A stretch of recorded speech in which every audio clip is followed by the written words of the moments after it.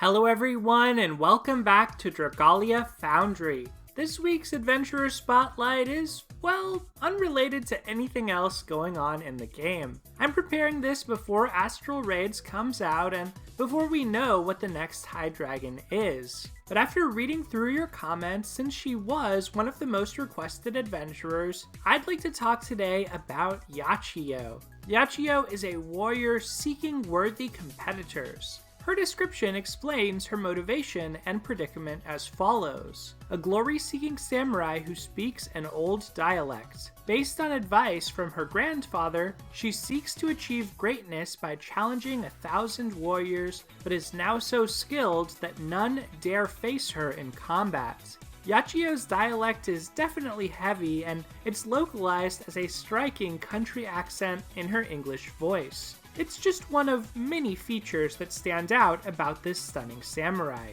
There's a lot to say on Yachiyo's story, but as always, our focus in this video is on gameplay analysis. We'll begin with an overview of her stats and typing, then discuss her combos, skills, and abilities, and finally, I'll end the video with a look at some Yachiyo gameplay while presenting various build ideas. So, let's get started with the basics. Yachiyo's a natural 4-star light blade. Before augments, her base strength can reach a maximum of 501 and her HP can hit 722. Yachiyo is an attack type unit and her high strength stat reflects this. She's ranked 4th for strength among all light characters, behind only Beautician Zardan, Lucretia, and Albert. Her HP is far worse though, ranked 3rd last in the light pool, above only Halloween Edwards and Raymond's. As a light adventurer, Yachiyo has no elemental weaknesses. This is because light and shadow work differently than flame, water, and wind in Dragalia Lost. Light is strong against shadow and vice versa, but this matchup is always resolved in favor of the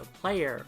Hence, when you use Yachiyo, she'll both deal more damage to and receive reduced damage from shadow enemies.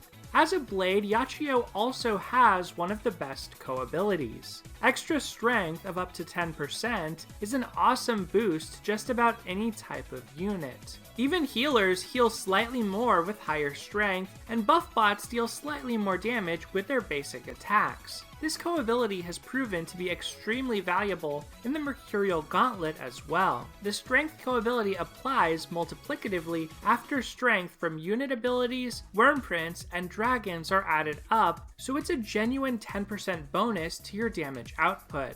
The other positive to the blade weapon type is that its basic combos deal a lot of damage, hit in a wide area, and have a nice balance of accessibility and nuance. With most blades, it's fine to do the full 5-part combo, sometimes with an extra force strike at the end, if that'll help you fully charge a skill. Other basic strategies include more frequent force strike spam to zip around the battlefields, or to break an enemy more quickly when they're in overdrive.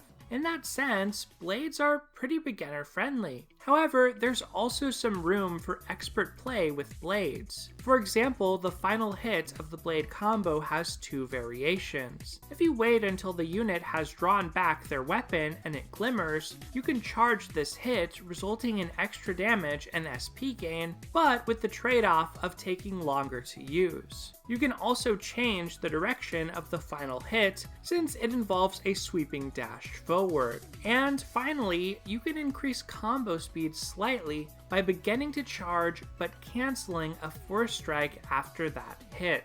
This failed force strike is popular on both lances and blades to end their basic 5-part combo string. Yachiyo's weapon type is a huge boon for her. Just being a blade unit can be fairly redeeming, especially in elements where such units are uncommon. We'll discuss the other light blades when we get to competition later, but first, let's look at Yachiyo's skills and abilities. Yachiyo's first skill, Blossom Flash, deals damage in a line and can inflict paralysis. The hitbox for this is nice since it isn't too hard to line up multiple enemies, but it can also whiff against a fast-moving foe. The paralysis effect best is dubious, but the skill isn't awful without it. I've harped on issues with afflictions many times before. Long story short, they don't work against all bosses, and even when they do, bosses build up a tolerance to them over time, so you're looking at 5 instances of an affliction, best case. Peerless Heart is slightly more interesting, but not necessarily better than Blossom Flash. This skill effectively raises the damage from Yachiyo's next Force Strike to be comparable to a skill use. You can also sandbag by using this and charging it again to unleash 2 powerful Force Strikes in succession. The text about overdrive bar damage is to balance the buff. Since this skill increases damage from a normal Force Strike by over 8 times, any boosted Force Strikes will still do more net damage to the overdrive bar.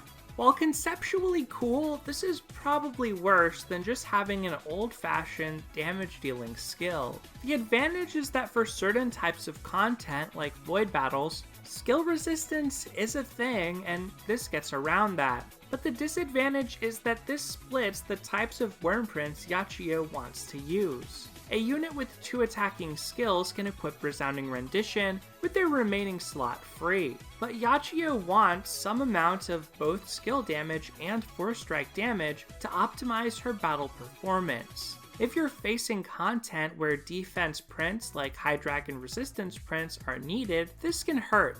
Yachiyo's abilities are also somewhat gimmicky, unfortunately. The role of her first skill becomes clear here since 2 of her abilities require paralysis just to function. Paralysis equals user strength can boost Yachiyo's strength by 15% for 10 seconds upon successfully paralyzing an enemy. It's a good strength boost for a small duration, and it's best in wave-based mode since there are lots of targets to afflict. One word of warning is that Yachiyo won't get the buff if another unit is the one who caused paralysis. Yachiyo's other paralysis-focused ability is Paralyzed Punisher, unlockable once she's promoted. This increases damage to paralyzed enemies, and that's it. Paralysis does last 13 seconds, a decent length. But again, if you can't paralyze enemies in a given mode, this is simply a wasted ability altogether.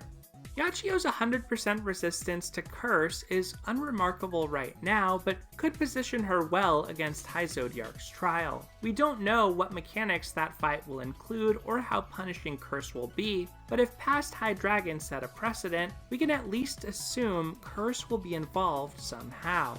Outside that future fight, Curse isn't prevalent in any hard endgame content.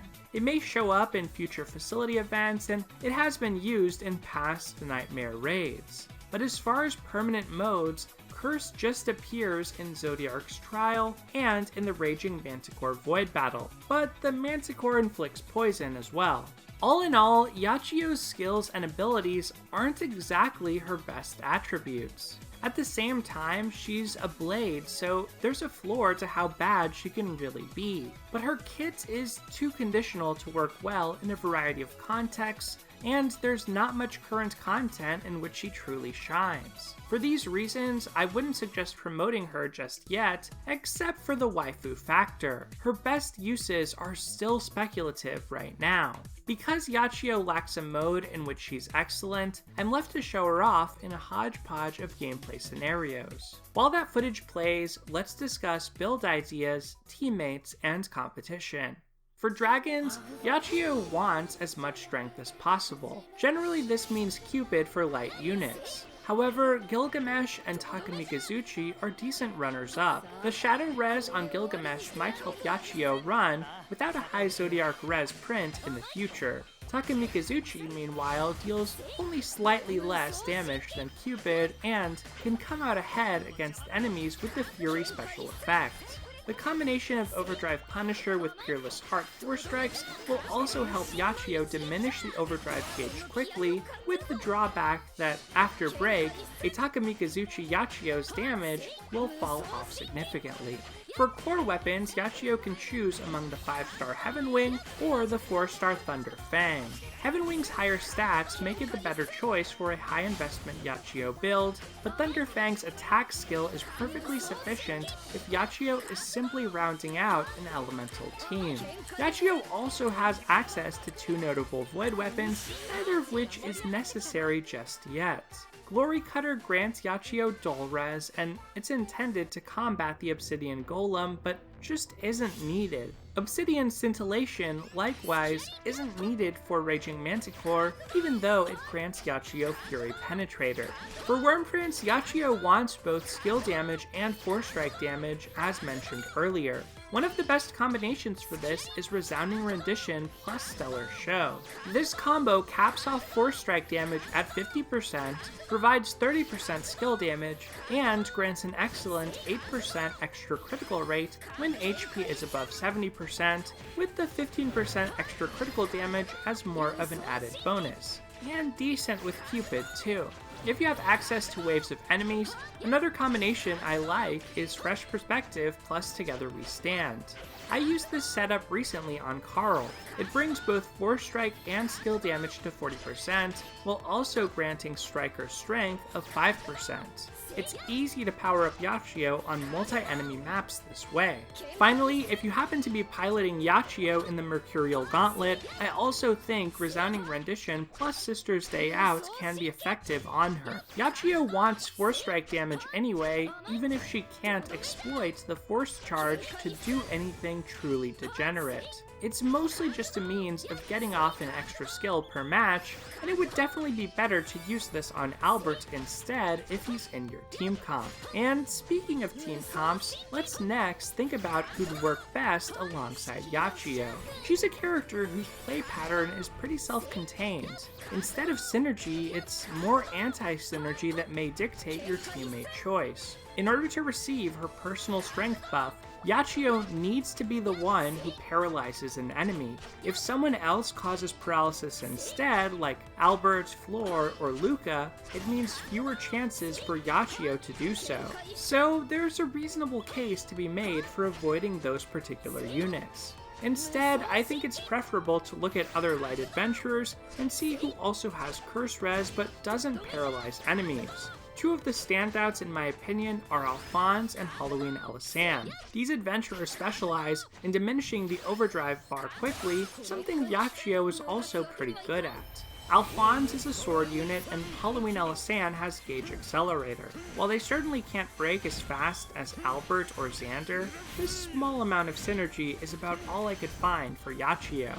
Finally, let's briefly discuss Yachiyo's competition. You could argue that Floor, of those units mentioned earlier, fits here since she's another Curse Res light unit whose kit centers around paralysis. However, let's specifically look at the two other light blades, Beautician Zardin and Halloween Edward. Beautician Zardin is, perhaps even more so than Yachiyo, gimmicky. He's ideal for wave-based content like Shadow IO since he can stun enemies with basic attacks, and he has Striker's energy. But his 100% poison res may be a liability when it comes to High Zodiarch, perhaps requiring him to use a Wormprint slot. If that is the case, Yachiyo should surpass him there, especially if High Zodiarch can be paralyzed. The other light blade, Halloween Edward, is generally weaker than Yachiyo on all counts. His stats are worse, he only has 75% curse res, and his skills are lackluster. Even when considering his full HP equals strength ability, he still lags Yachiyo in terms of damage. As a result, it looks like Yachiyo should be viable and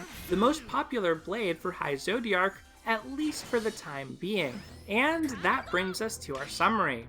Ultimately, while the novelties of her kit may be fun, they do Yachiyo no favors when it comes to gameplay performance. Afflictions are hit and miss. The damage over time from paralysis is already weak in comparison to bleed, and the chances of landing it are typically lower to start and eventually zero. Having 2 ability slots dedicated to this affliction is a pretty serious knock against the samurai. At the same time, Yachiyo's competition is fairly weak and she's still a light blade unit. Her co-ability alone provides something of value and her damage is decent. She's no Natalie or Ieyasu who can slay any type of content due to their element and raw power, but she's still solid against shadow enemies specifically. There's probably a place for her in future High Zodiark clears, and she may even become a staple there. As of now, however, she just really hasn't found her home yet in any current mode. And, well, that's about all I have to say on Yachiyo. I like her character and design, I just wish she was a better fit for the game modes we currently have available. Even in Mercurial Gauntlet, Roy's affliction resistance steadily rises up as the levels increase, to the point where you can only afflict him once. Of course, I'm curious to hear what you think about Yachiyo, so let me know in the comments below. Are there any tips or strategies I missed? Did you promote her? And of course, is she your waifu? I'd love to hear what you have to say. Otherwise, everyone, thank you so much for watching, take care, and I'll see you next time.